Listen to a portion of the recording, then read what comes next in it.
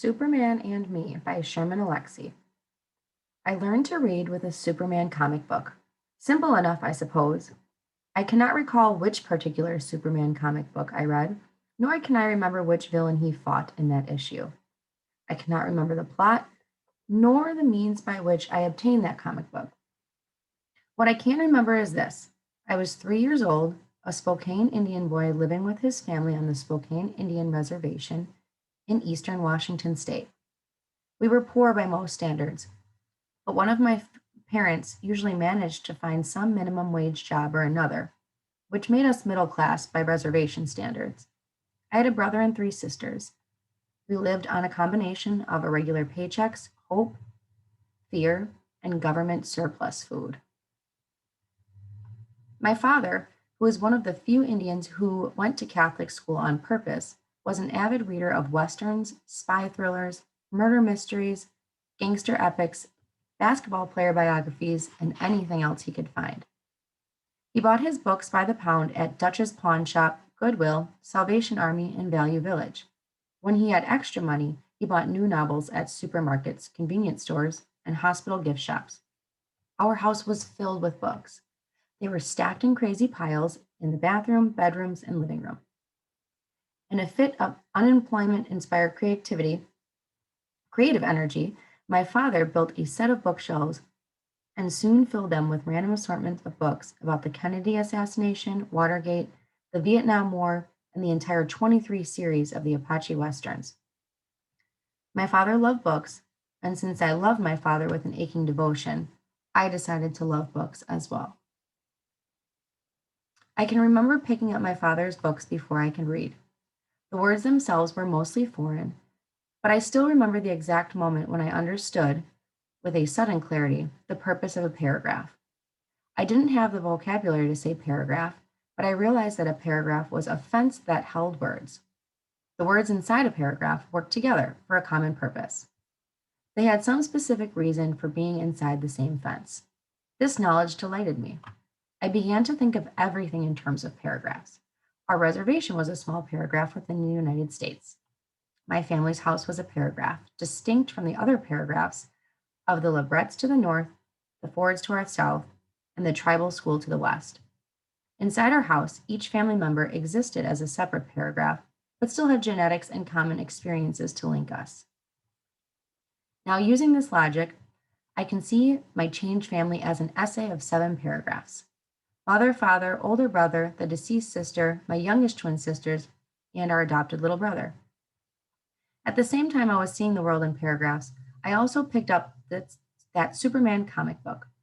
Each panel, complete with picture, dialogue, and narrative, was a 3-dimensional paragraph.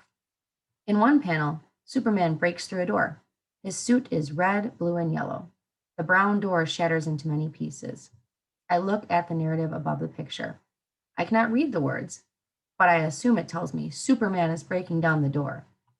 Aloud, I pretend to read the words and say, Superman is breaking down the door. Words, dialogue also float out of Superman's mouth. Because he is breaking down the door, I assume he says, I am breaking down the door. Once again, I pretend to read the words and say out loud, I am breaking down the door. In this way, I learn to read. This might not be an interesting story all by itself. A little Indian boy teaches himself to read at an early age and advances quickly. He reads Grapes of Wrath in kindergarten, while the other children are struggling through Dick and Jane. If he'd been anything but an Indian boy living on the reservation, he might have been called a prodigy. But he is an Indian boy living on the reservation and is simply an oddity. He grows into a man who often speaks of his childhood in third person, as if it will somehow dull the pain and make him sound more modest about his talents. A smart Indian is a dangerous person, widely feared and ridiculed by Indians and non-Indians alike. I fought with my classmates on a daily basis. They wanted me to stay quiet when the non-Indian teacher asked for answers, for volunteers, for help.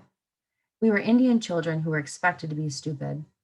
Most live up to those expectations inside the classroom, but subverted them on the outside. They struggled with basic reading in school, but could remember how to sing a few dozen powwow songs. They were monosyllabic in front of their non Indian teachers, but can tell complicated stories and jokes at the dinner table. They submissively ducked their heads when confronted by a non Indian adult, but would slug it out with the Indian bully who was 10 years older. As Indian children, we are expected to fail in a non Indian world. Those who failed were ceremonially accepted by other Indians and appropriately pitied by non Indians. I refused to fail. I was smart, I was arrogant, I was lucky. I read books late into the night until I could barely keep my eyes open. I read books at recess, then during lunch, and in the few minutes left after I had finished my classroom assignments. I read books in the car when my family traveled to powwows or basketball games. In shopping malls, I ran to the bookstores and read bits and pieces of as many books as I could. I read the books my father brought home from the pawn shops and secondhand. I read the books I borrowed from the library. I read the back of cereal boxes. I read the newspaper. I read the bulletins posted on the walls of the school, the clinic, the tribal offices, the post office. I read junk mail. I read auto repair manuals. I read magazines. I read anything that had words and paragraphs. I read with equal parts joy and desperation. I loved those books, but I also knew that love had only one purpose. I was trying to save my life. Despite all the books I read, I am still surprised I became a writer. I was going to be a pediatrician. These days, I write novels, short stories, and poems. I visit schools and teach creative writing to Indian kids. In all my years in the reservation school system, I was never taught how to write poetry, short stories, or novels. I was certainly never taught that Indians wrote poetry, short stories, and novels. Writing was something beyond Indians. I cannot recall a single time that a guest teacher visited the reservation. There must have been visiting teachers. Who were they? Where are they now? Do they exist? I revisit the schools as often as possible.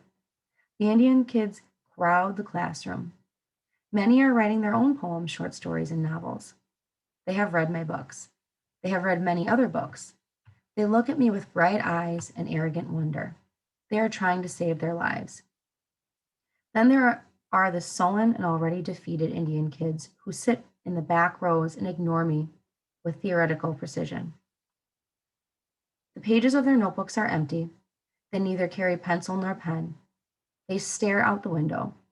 They refuse and resist. Books, I say to them. Books, I say. I throw my weight against their locked doors. The door holds. I am smart. I am arrogant. I am lucky. I am trying to save our lives.